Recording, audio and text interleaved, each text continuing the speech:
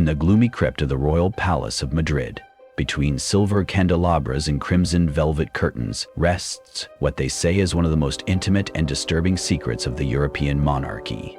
It is not a treasure, nor a lost crown, not even the mummified heart of some holy king. It is something much more personal. According to rumors that have circulated through palace halls for more than 2 centuries, when Fernando VII of Spain died in 1833, a specific part of his anatomy was extracted and preserved in a glass jar, filled with alcohol. We are not talking about his viscera or his brain, but about his male reproductive organ. This story, whispered in dark corridors and recorded in forbidden chronicles, has become one of the most bizarre and embarrassing legends in the history of European monarchy. But could it be true? Was it really the last great symbol of Spanish royal virility, preserved for posterity in a bottle like some macabre trophy? And why, out of all the kings of Europe, was it precisely Fernando VII who ended up being remembered not for his military conquests or political reforms, but for the supposed fate of his genitals?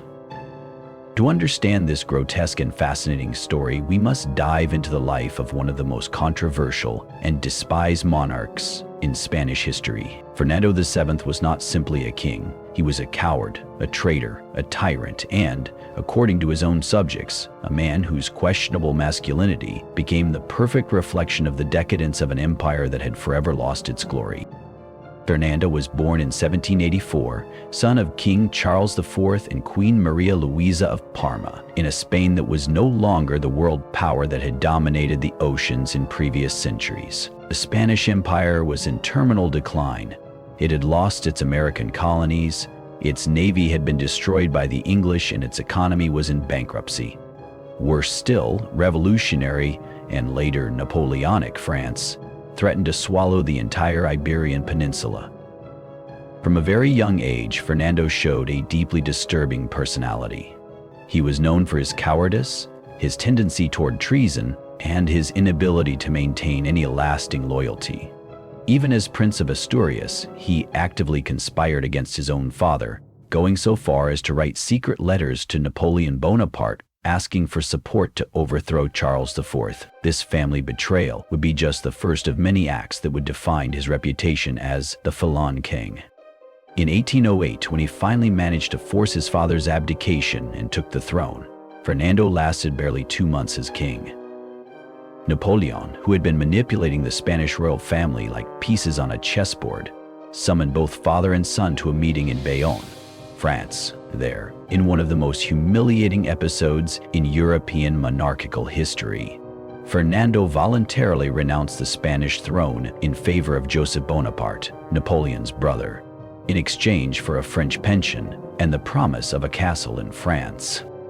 While the Spanish people rose up in a bloody 6-year war against the French occupation, their legitimate king lived comfortably as a guest in the castle of Valence, hosting dinners, playing musical instruments, and flirting with ladies of the French court. This monumental cowardice was seen by the Spanish people as the ultimate betrayal. While guerrilla fighters lived in the mountains fighting and dying for their homeland, Fernando ate oysters and drank champagne at the table of his captors. During these years of golden exile, the first rumors began to circulate about the king's questionable masculinity. Diplomatic correspondence from the time, preserved in French archives, made veiled allusions to the Spanish monarch's personal weaknesses. It wasn't just about political cowardice. There were whispers about his physical virility.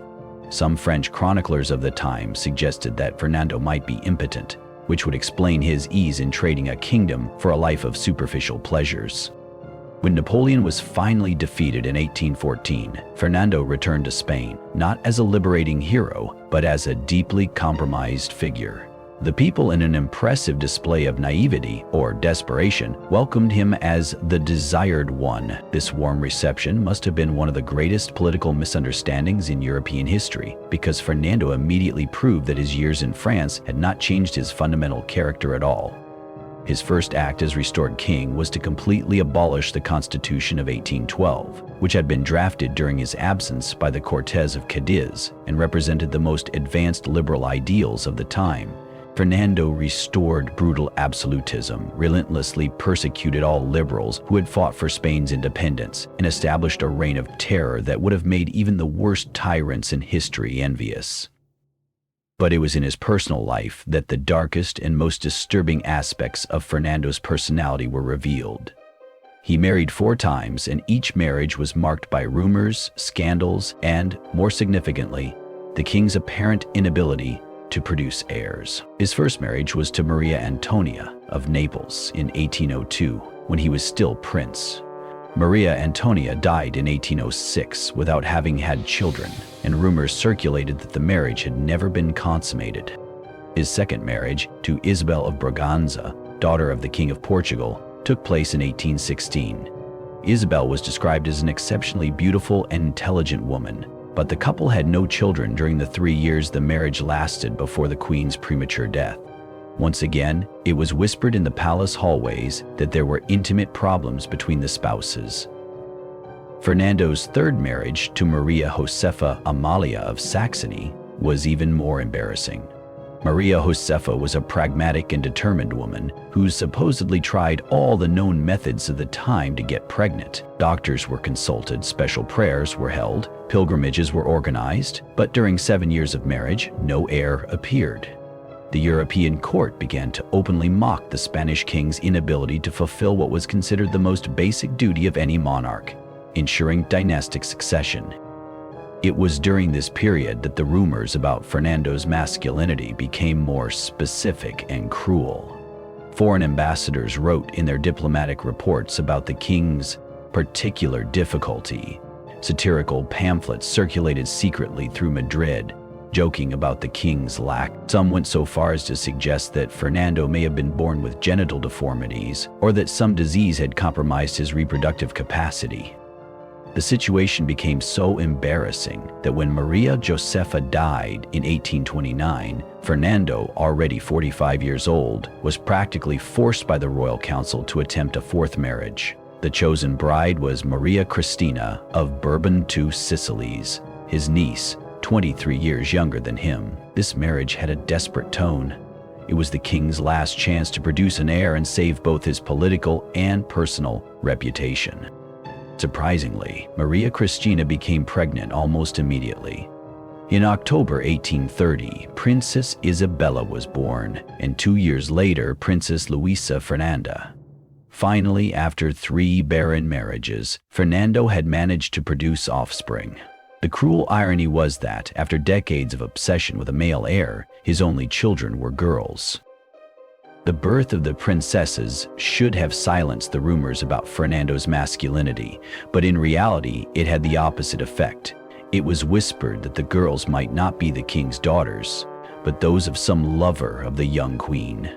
Others suggested that Fernando had finally found effective medical treatments, or that special prayers had worked a miracle. The most malicious rumors insinuated that the king might have used artificial methods. A scandalous idea at the time, but one that showed just how far his reputation had deteriorated. During the last years of his reign, Fernando became an increasingly pathetic and hated figure. His health rapidly declined. He suffered from gout, chronic digestive problems, and an obesity that frequently confined him to bed. His always volatile temperament became completely unpredictable. He alternated between deep depression and tyrannical outbursts that terrified the court. The most disturbing aspect of Fernando's final years was his growing obsession with his own masculinity and virility. Medical reports from the time, preserved in the royal archives, indicate that the king constantly consulted his doctors about intimate matters, demanding treatments to improve his sexual performance and ensure more children. He consumed all kinds of supposed aphrodisiac potions and elixirs, from powdered rhinoceros horn to extracts of exotic plants imported from the American colonies. This fixation with his virility seemed directly connected to his growing political paranoia. Fernando had always been an insecure king, but in his final years he developed a morbid obsession with the idea that his enemies questioned not only his political authority, but his fundamental masculinity. He interpreted any criticism of his government as a personal attack on his virility, and responded with brutality that shocked even by the standards of the time. In September 1833, Fernando fell seriously ill. His doctors diagnosed a combination of acute gout, kidney problems, and what would today likely be identified as advanced diabetes. For months, he agonized in a bed in the royal palace, alternating between feverish delirium and terrifyingly lucid moments in which he showed full awareness of his approaching death. It was during this prolonged agony that Fernando made a decision that would become the most memorable aspect of his entire reign. According to later accounts, the king, obsessed until the end with questions of masculinity and succession, had given specific instructions regarding the treatment of his body after death. Some sources suggest that he himself ordered that his genital organ be preserved as a kind of proof of his virility for posterity.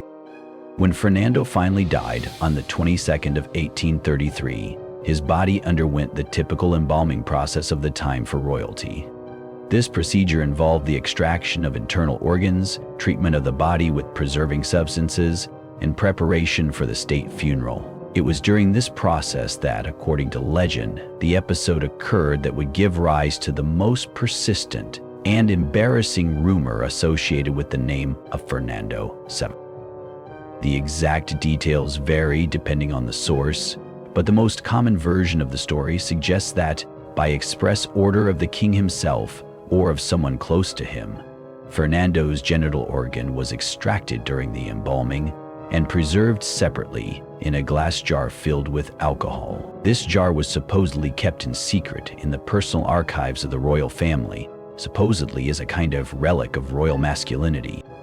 The first documented mention of this story appears in Spanish chronicles from the late 19th century, approximately 60 years after Fernando's death. The historian Benito Pérez Galdós, in his Episodios Nacionales, makes a veiled reference to the curious fate of the mortal remains of the desired one. Other chroniclers of the time, like Ramón de Mesonera Romanus, include similar allusions in their memoirs of Queen Isabella's court. The story gained international traction when the French writer Alexandre Dumas, father, in his travel memoirs through Spain, mentioned having heard rumors about a particular royal relic kept in the Palace of Madrid. Dumas, known for his tendency towards sensationalism, described having been informed by a Spanish noble about the last trophy of the Spanish Bourbon dynasty, clearly referring to the supposed preserved organ. During the 20th century, the legend was perpetuated by various authors and journalists. The writer Gerald Brennan, in his classic The Spanish Labyrinth, mentioned having heard the story during his stay in Spain in the 1920s. American and French journalists visiting Madrid frequently included references to the legend in their reports on the Spanish royal family. What makes this story particularly fascinating is not so much its truth, which is impossible to prove, but what it reveals about the reputation of Fernando VII and about 19th century Spanish society. The fact that this specific legend has persisted for so long, being repeated and embellished through generations, suggests that it captured something fundamental about how Fernando was perceived by his contemporaries and by posterity. The obsession with preserving the dead king's genital organ can be interpreted as the final symbol of a monarchy, obsessed with questions of legitimacy and succession, but incapable of addressing the real problems it faced. Fernando VII had spent his entire life fighting against rumors about his masculinity and his ability to produce heirs. The idea that even in death, he would have tried to prove his virility by physically preserving the organ in question has a perverse logic when we consider his personality and obsessions. Furthermore, the legend reflects the attitudes of the time regarding royal masculinity and political power. In a society that saw male reproductive capacity as directly linked to political authority, an impotent or sterile king was not just a personal tragedy, it was a constitutional crisis. The preservation of the royal genital organ would, in this context, be a desperate attempt to retain some vestige of dynastic legitimacy. The story also reveals the cruelty of Spanish popular humor. The Spanish people, who had suffered under Fernando's tyrannical regime, found in the legend of the preserved organ a way to posthumously ridicule a king they had hated in life. The idea that the only part of Fernando considered worthy of preservation would be precisely the one about which so many humiliating rumors had circulated represents a particularly sophisticated form of popular revenge. From a historical point of view, it is important to note that no physical evidence has ever been found of this supposed relic. No official inventory of the Spanish royal archives has ever listed such an object, and not even during the political upheavals of the 20th century, when many royal secrets came to light, did any concrete proof of the existence of the mysterious jar emerge. Researchers who have had access to the archives of the Spanish royal household report never having found any document that confirms the story. Similarly, none of the successive Spanish kings ever made any reference to the supposed relic, something that would be expected if it truly existed, and were considered important for the dynasty. This absence of evidence, however, has not diminished the power of the legend. If anything, the impossibility of definitively proving or refuting the story has only increased its appeal. The legend of Fernando VII's preserved organ has become one of those stories that transcend facts to become part of cultural folklore. During the Spanish Civil War and the subsequent Franco dictatorship, the legend took on new political meanings. Republicans and communists used the story as an example of the monarchy's decadence and ridiculousness, while monarchists tried to suppress or discredit it. Franco himself, obsessed with questions of masculinity and authority, was said to hate any mention of the story and tried to eliminate it from official history books. Ironically, it was during the democratic period after Franco's death that the legend gained new life. Historians and journalists, finally free to explore previously censored aspects of Spanish history, rediscovered and popularized the story. Popular history books, TV programs, and even films made references to the legend, ensuring it would continue to be part of Spanish cultural consciousness. The persistence of this particular story also reflects changes in social attitudes towards sexuality and power. In the 21st century, the idea of a king obsessed with his virility to the point of preserving his genital organ after death does not just seem strange. It seems deeply pathological. This change in perspective has transformed Fernando VII from a possibly tragic figure into a genuinely grotesque one. The legend offers fascinating insights into the nature of absolute power and its distortions. Fernando VII exemplifies what happens when someone with unlimited power develops personal obsessions. Those obsessions inevitably become matters of state. His fixation on his own masculinity was not just a personal neurosis, it was something that affected Spain's domestic and foreign policy. The comparison with other European monarchs of the time is revealing. Louis XV of France, a contemporary of Fernando, also faced rumors about his sexuality and his ability to have children, but he managed to maintain his royal dignity and never became the subject of such humiliating legends. And the difference may lie in the fact that Louis, despite his limitations, was respected for his intelligence and political skill, while Fernando was universally despised for his cowardice and betrayal. The story of the supposed preserved organ also illustrates how 19th century European monarchies were struggling against social and political changes that were rendering many of their traditions and justifications for power obsolete. Fernando's obsession with proving his physical masculinity reflected an instinctive understanding that royal authority was being questioned at fundamental levels. In terms of historical legacy, the legend achieved something that none of his actual policies ever did. It made Fernando VII truly memorable. While his administrative reforms, military decisions, and economic policies are known only to specialists, the story of his supposed preserved organ is known to anyone with a casual interest in Spanish history. This final irony, that a king who spent his life obsessed with his reputation and legacy ended up being remembered mainly for a humiliating legend about his genitals, represents perhaps the cruelest revenge that history could have exercised on Fernando VII. He wanted to be remembered as a great, absolute monarch. Instead, he is remembered as the king whose sexual organ was supposedly preserved in a jar. The legend also serves as a grim reminder about the fragility of royal dignity and how quickly a reputation can turn into ridicule. Fernando VII died believing he had restored Spanish absolutism and guaranteed the future of the Bourbon dynasty. In reality, his daughter, Isabella II, would be overthrown by a revolution barely 35 years later, and the Spanish monarchy would face existential crises throughout the 20th century. Today, nearly 2 centuries after the death of Fernando VII, the story of his supposed preserved organ continues to circulate on the internet, in popular documentaries, and in alternative history books. It has become a permanent part of European royal mythology, alongside other legends like the alleged hemophilia of the Romanovs or the madness of George III of England. Whether the story of Fernando VII's preserved organ is fact or not will probably never be known. The Spanish royal archives keep their secrets, and many documents were lost or destroyed during the political turmoil of the 19th and 20th centuries. But perhaps the factual truth is less important than the symbolic truth that the legend represents. The story of the king, with the most controversial member in Europe, is fundamentally a parable about power, masculinity, and the futility of human vanity.